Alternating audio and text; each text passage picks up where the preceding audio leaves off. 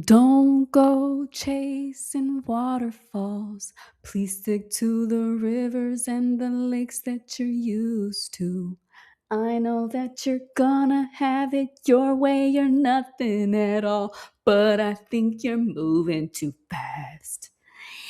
Listen to me. For real though. When you know like you're out of your depth, right? Like everyone's got different capacities. And some people are a little bit more shallow. Some people are a little bit deeper. And as soon as we realize we're out of our depth, even if that means like I'm actually like the one who's more of an ocean, I'm too deep, I can't possibly be contained by a puddle or do very much with a puddle. Step back. An ocean trying to fuck with a puddle is still an ocean behaving out of its depth. And then a puddle trying to wade out into the ocean is also out of its depth. You feel me? It's out of its depth. Listen to the wording. It is out of its depth. So it's basically outside of its natural, like what its natural capacity, how the way it's supposed to be flowing and moving. So what does a person naturally do when you feel that there's no more floor and you're out in the ocean? Because I know a lot of us water babies, we actually have a big fear of water, especially deep water, even pools, like deep ends of pools. I know that feeling. I love the water. I've always loved the water since I was a kid. Loved the shore, loved the sand, loved the beach, loved it. They would like have to really keep an eye on me because I wanted to just go out there not knowing how to swim. I still don't know how to swim. So a lot of us have this fear of water, even though we love it at the same time. Um, those of us that have like that, I guess, common sense, when you realize there's no more floor, do you keep going to find more floor?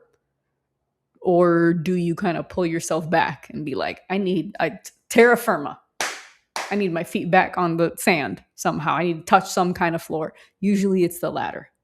You pull back. But in life, we don't always do that because it's a little bit harder sometimes to detect when we're out of our depth. That's why we have to use our body as the compass. Because the mind won't tell you, it won't understand, oh, I'm drowning, but your organs will. There's different signals. Your body will, those alarms are going to start going off. Heart racing, the pelvic floor clenching too tightly, numbness in some limbs, tension around the shoulders, headaches, tremors. There's so much. This entire thing here is a map, is your compass. So when you feel like you're kind of reaching that space, like out of your depth, usually one of two things will happen. You'll feel it in your body, but you're also going to hear a little whisper inside. Sometimes that whisper actually comes first before you even feel the body, or like milliseconds after the body feels something, or right when the body's starting to feel something. That whisper will also come. It's not just the body, it's also then the body will sort of translate that to either a fear or an anxiety or a something. And that's not wrong when your body translates it into an anxiety, because an anxiety, you can take it and reframe it and be like, all right, what am I actually worried about here? There's nothing wrong with that. That's actually the whole point, is to move with your feelings exactly like that. So I feel like my brain suddenly fucked off. 4:44 on the clock. I've been seeing that so much. My God, it's insane. That and like 7:37. Excuse me.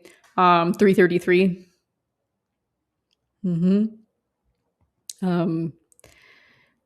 I don't know if I'm ready to talk about like my numbers yet or like who I associate certain numbers with. I know others, like there's so many people. I feel okay. I'm not initiated. I'm not an initiated person into anything, Ifa, voodoo, none of that. But I do heavily respect those stories. And I wouldn't walk around or like into a space like an actual sacred space where they do practice like in a community. I wouldn't walk up in there and be like, I know the Baron. I'm homies with Papa Legba. Like, no, I do what I do in private because that just so happened to be those archetypes just so happen to be the ones that um allowed me to or helped me survive, and allowed me to safely start to reorganize my nervous system. And yeah, no, I don't have a guide, but I'm doing the best that I can while I'm finding my tribe, you know. Um, but I will say, yeah, though I do heavily, I those resonate with me. What's like West African and like voodoo, all that. Like it's my, I don't know. I connected with them. It's my thing. I don't know if I have anything in my bloodline or not, but like I said, I heavily respect them. They visit. I believe that they do. Um, again, I'm not a professional. I'm not initiated. I'm not trying to disrespect. It's just that I reached a point in my life where I felt as desperate as my ancestors did. And I came really close to losing my life multiple times. And when I felt like I pretty much had nothing left, I lost everything. Um, I found them. Their voices, their stories were the ones that got really, really loud for me. And theirs weren't the only stories. You know, I still read the Bible. I'm not a religious person, but I really appreciate that whole Jesus arc, man. Like he's a cool fucking like just the Bible as literature, just beautiful. I mean, anyway, um, and it's weird. So I feel more comfortable, I think, talking about like, oh, I kind of resonate with Hecate, Morning Star, Anubis, because Anubis is like he's that. See that I can openly kind of talk about because there's so many people now talking about him and archetypes like him. But I felt like I connected with him at least twice, significantly. The first time was in the shower. The second time was during a meditation, and I will not do that kind of meditation again because I realized how out of my depth I was doing that. So it was a little too intense for me, a little bit too confusing, and I was like, okay, I don't think I'm ready to receive what it is that I've been receiving. So like, can we like pump the brakes a little bit? Let's slow it down. And really, you're like kind of co-creating. You're talking to your own nervous system too, and like by talking to your nervous system, I feel like you're also talking to the cosmos. And so you're like letting them know, hey, I don't need all that right now. Let's go little by little. Micro dose me. Okay. You know, Santa Muerte. that one. That one. Uh, I feel so proud seeing this resurgence in like in the craft, I guess, and so many young people connecting with her on this crazy fucking level. I don't know, man. It's it feels great to see. I'm abroad right now, so I don't have her little statue with me, and it's been killing me. But she's been with me the whole time. I know she has. Um, her energy is like, at least for me personally speaking, because all these archetypes kind of present themselves a little differently for everybody.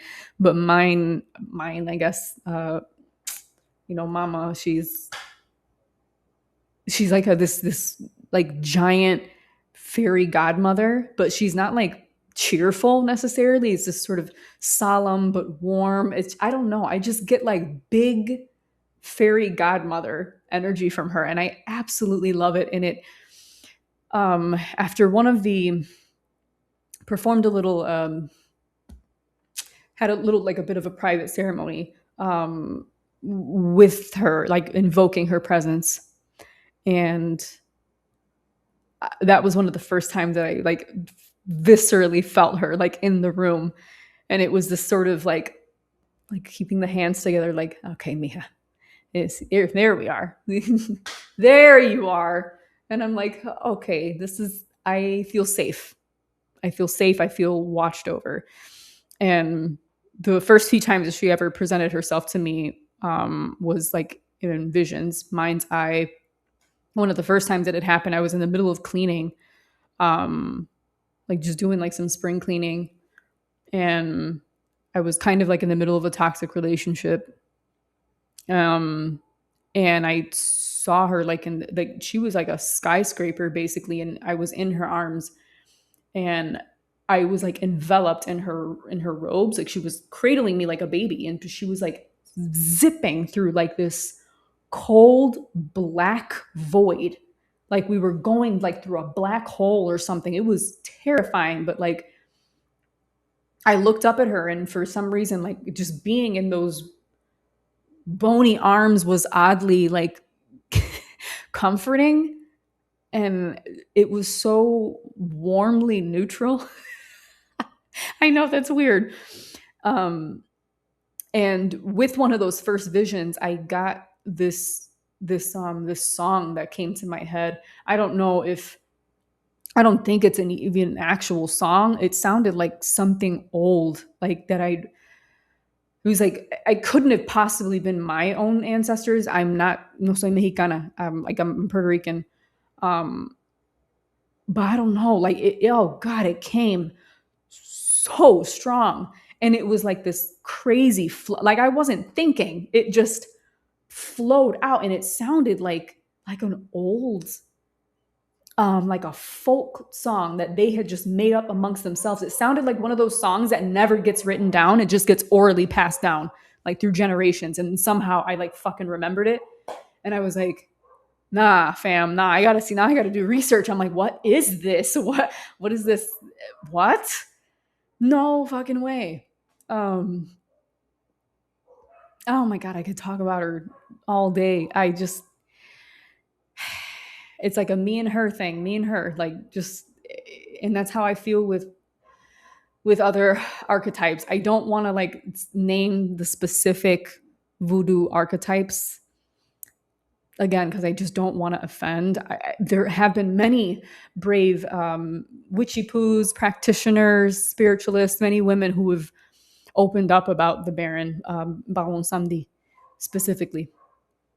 Um, and they've shared their experiences. I felt inspired. I felt like not so alone. I didn't feel crazy, but I don't think I'm in a position or like ready to share like my deeper experiences with them. So I would rather talk about the Jesus and Santita and how they call her, La Cabrona, La Flaca.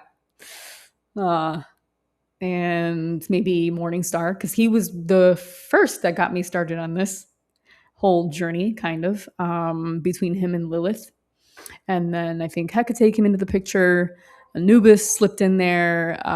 There's a few others. I'm like totally blanking out, but I have like a whole ass team. But there's like my main three that I have. And look, all I'm gonna say is I can't lie about that. At least I say whatever you want, but at the very least, Papa has helped me a lot. Like he's I got the keys. I got the keys. That's Papa. Yeah, I got the keys. You know, and he's willing to share, to help me open up them doors and talk to a few other people. He introduced me to Pombashira. I I never would. What the hell do I know about that? I don't know.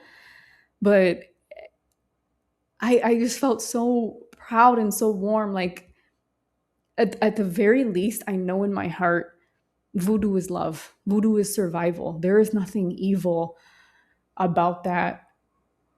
It's just it's that thing that was born when our people had nothing. They had not even sometimes food to share with each other, just each other's breath at the end of the night. They had nothing. Nothing. That stomach touching the back. Raped, abandoned, beaten, taken away from their families. You know, Jemaya is another big one for me. I love that concept where she basically she put on them motherfucking shackles and went with her babies. She said, "No, I'm stepping out the ocean. I am joining y'all in slavery." Like that. Oh man, that's another one. With the water, that's mama. That's another big like spiritual mama for me. Next to Mama Brigitte, Bagonsamdi's counterpart. But I won't. I feel like yeah, I'm not supposed to share anything right now about Mama. But simply that she's Mama to me. Um,